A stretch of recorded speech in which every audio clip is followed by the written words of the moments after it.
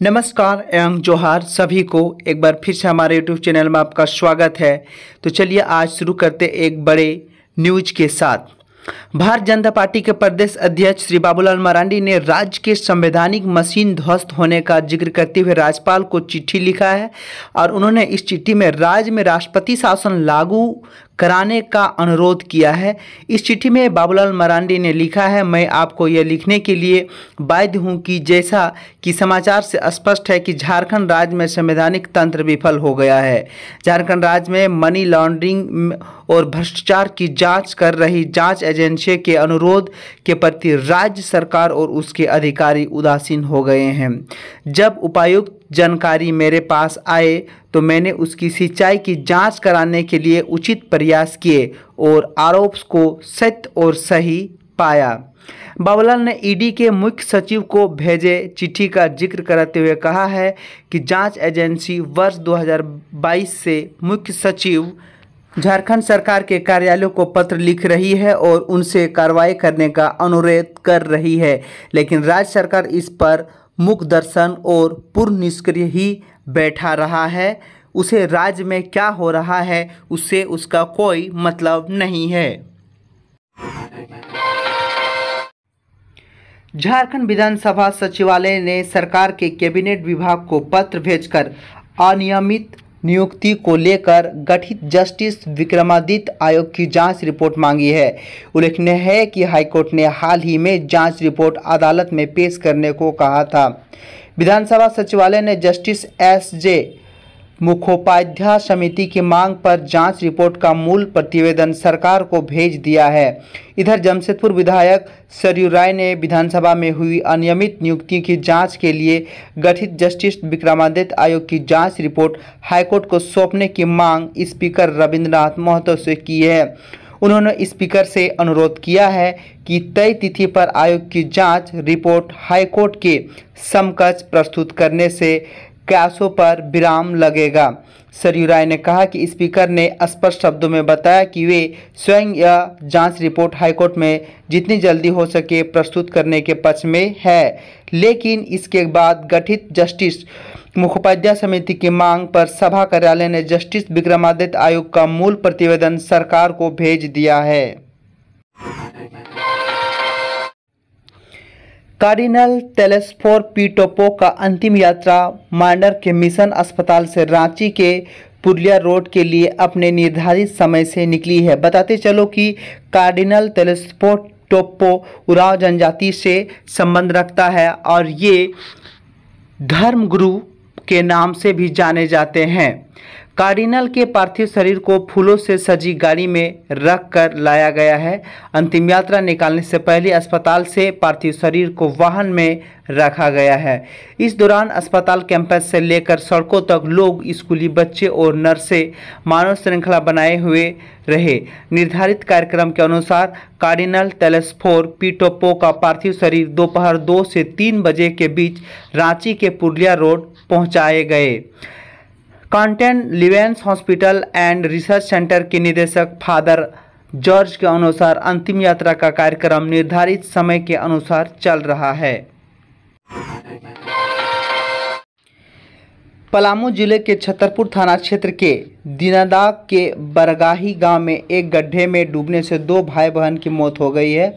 लालदेव यादव की 7 साल के पुत्री नीतीश और 10 साल की बेटी किरण रोज की तरह सोमवार को स्कूल गए थे। छुट्टी के समय मां दोनों बच्चे के घर आने का इंतजार कर रही थी। इसी बीच कंस्ट्रक्शन कंपनी शिवालिया की लापरवाही के कारण मौत की खबर घर तक आई।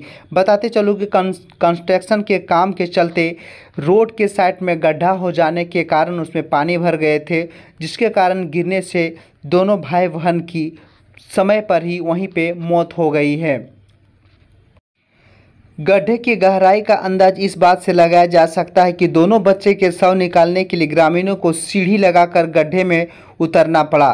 नीतीश और किरण के साथ स्कूल साथ गए बच्चों का ने गांव में पहुंचकर परिजनों को बताया कि दोनों गड्ढे में डूब गए हैं। ट्रेन से यात्रा करने वालों के लिए सावधानी बरतने वाली खबर है, क्योंकि रांची रेलवे स्टेशन पर इन दिनों नशाखुरानी गिरोह सक्रिय है। इस बार नशाखुरानी गिरोह ने वायरलेस पुलिस मुख्यालय झारखंड में हवलदार रामचंद्र राय को अपना शिकार बनाया है। राय को गिरोह के सदस्यों ने पाटलिपुत्र एक्सप्रेस ट्रेन में शिकार बनाया है। उन्हें नशा की ऐसी खुराक दी कि उन्हें 3 दिन बाद पटना के पीएमसीएच में होश आया।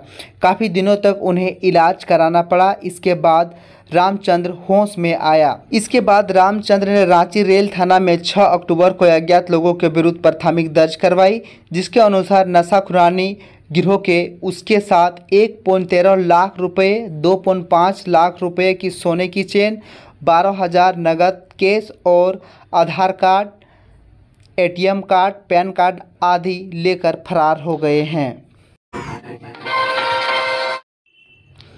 धनबाद बीसीसीएल अग्नि प्रभावित क्षेत्र में रहने वाले लोगों की जिंदगी पर खतरा मंडरा रही है। आए दिन इन क्षेत्रों में भू धंसान की घटना आम बात हो गई है। रविवार के सुबह सिजवा जोगता थाना क्षेत्र के जोगता 11 नवंबर हरिजन बस्ती में एक बार फिर से तेज आवाज़ के साथ भयानक गुफा बन गई और इस गुफा में 5 घर समा गए। बताते चलो कि घर में एक भी आदमी नहीं थे, नहीं तो पता नहीं कितने का जान जाने की आशंका है। इस घटना में जिन लोगों के घर पूरी तरह से गुफा में समा गए हैं वे अब इधर उधर भटकने के लिए मजबूर हो गए हैं। अब उन्हें चिंता सता रही है कि रात कहां गुजारा जाए। वहीं भूधंसान के बाद से तेजी से गैस रिसाव हो रही है। इस घटना के बाद बस्ती के लोग काफ़ी आक्रोश में है। चतरा में district CM school of excellence में छात्रों के 2 गुटों के बीच जमकर मारपीट हुई है। इस मारपीट में स्कूल के बच्चों को अलावा बाहरी लोग भी शामिल थे। सोमवार की दोपहर कुछ छात्र आपस में भिड़ गए। दोनों पक्ष के छात्र ने फ़ोन कर बाहर से कुछ दोस्तों को भी बुलाया। स्कूल परिसर में ही दोनों गुट के बीच जमकर मारपीट हुआ, जिसमें कुछ छात्र घायल हो गए। इस घटना की सूचना मिलते ही डीओ दिनेश कुमार मिश्रा, पुलिस अवर निरीक्षक मनोज पाल, प्रकाश सेठी समेत कई पुलिस पदाधिकारी स्कूल पहुंचे। सभी बच्चों को अपने अपने क्लास में भेजा। स्कूल में फ़ोन लाने पर रोक की सख्त मना की है। इस मारपीट में शामिल हुए कई बच्चों के पास फाइटर चेन लाठी मिली है। घटना की जानकारी मिलते ही पेरेंट्स भी अपने बच्चों की चिंता करते हुए उन्हें स्कूल में वापस घर लेने पहुंच गए। स्कूल के दूसरे बच्चे इस घटना के बाद डरे हुए हैं। बताया जा रहा है कि 15 दिन पहले से ही मारपीट का माहौल बन रहा था। इससे संबंधित छात्रों ने पत्र लिखकर प्रिंसिपल को भेज दिया, लेकिन इस पर किसी भी प्रकार का कोई कार्रवाई नहीं हुई।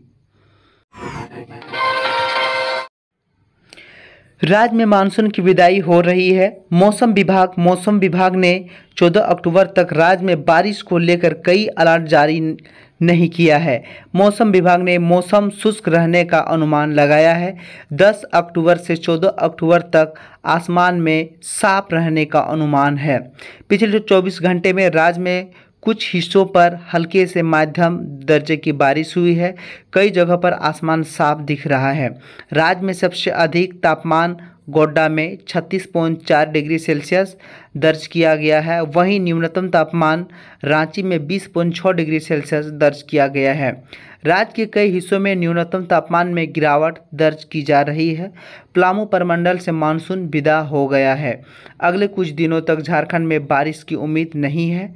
आकाश साफ रहेगा। रांची समेत पूरे राज्य में पिछले 2-3 दिन से बारिश बंद है। इसकी वजह से पारा तापमान 6 से 7 डिग्री सेल्सियस अधिक हो गया है।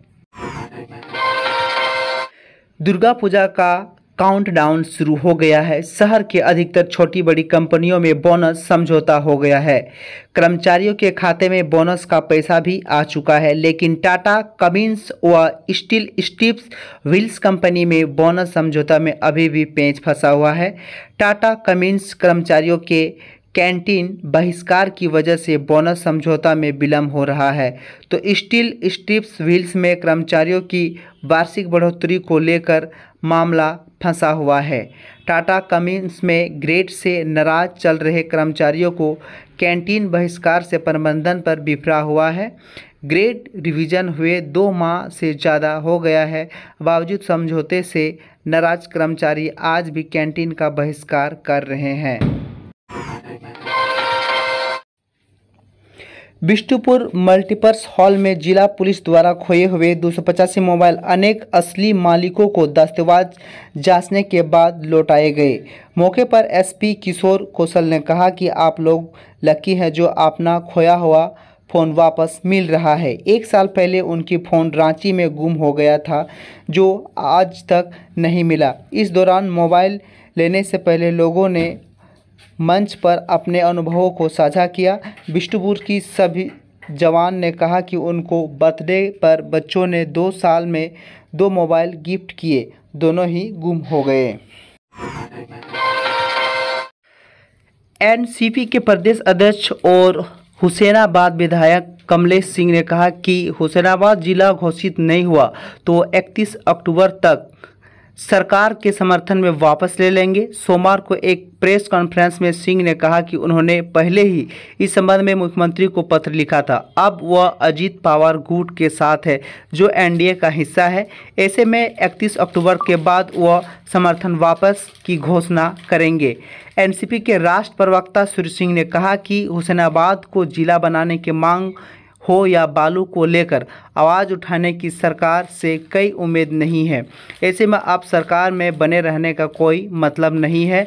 मौके पर कमलेश सिंह ने कहा कि 2019 विधानसभा चुनाव के पहले उसने बहुत सारे वादे किए थे, जो आज तक एक भी वादे करने से पीछे है। कोई भी वादा अभी तक पूरा नहीं किया है।